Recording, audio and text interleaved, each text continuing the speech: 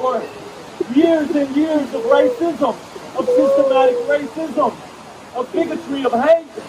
On behalf of the white race, of the brown race, we stand in solidarity. Told me to come out today and to bring you on your knees because you have white privilege.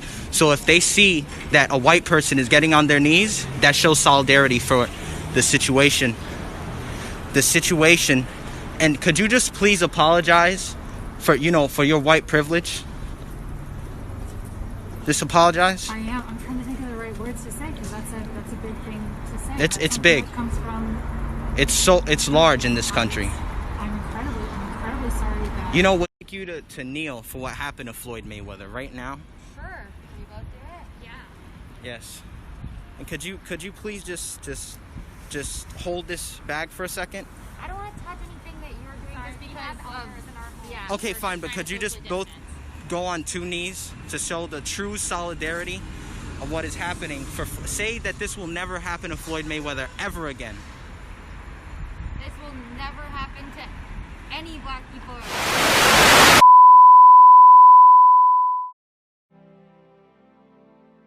The leftist is not typically the kind of person whose feelings of inferiority make him a braggart, an egotist, a bully, a self-promoter, a ruthless competitor. This kind of person has not wholly lost faith in himself. He has a deficit in his sense of power and self-worth, but he can still conceive of himself as having the capacity to be strong, and his efforts to make himself strong produce his unpleasant behavior. But the leftist is too far gone for that. His feelings of inferiority are so ingrained that he cannot conceive of himself as individually strong and valuable. Hence the collectivism of the leftist. He can feel strong only as a member of a large organization or a mass movement with which he identifies himself. 20. Notice the masochistic tendency of leftist tactics. Leftists protest by lying down in front of vehicles. They intentionally provoke police or racists to abuse them, etc. These tactics may often be effective, but many leftists use them not as a means to an end, but because they prefer masochistic tactics. Self-hatred is a leftist trait. 21. Leftists may claim that their activism is motivated by compassion or by moral principles, and moral principle does play a role for the leftist of the over-socialized type. But compassion and moral principle cannot be the main motives for leftist activism. Hostility is too prominent a component of leftist behavior, so is the drive for power. Moreover, much leftist behavior is not rationally calculated to be of benefit to the people whom the leftists claim to be trying to help. For example, if one believes that affirmative action is good for black people, does it make sense to demand affirmative action in hostile or dogmatic terms? Obviously, it would be more productive to take a diplomatic and conciliatory approach that would make at least verbal and symbolic concessions to white people who think that affirmative action discriminates against them.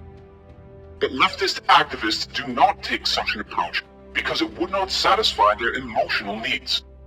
Helping black people is not their real goal. Instead, race problems serve as an excuse for them to express their own hostility and frustrated need for power. In doing so, they actually harm black people because the activists' hostile attitude toward the white majority tends to intensify race hatred. 22. If our society had no social problems at all, the leftists would have to invent problems in order to provide themselves with an excuse for making a fuss. 23.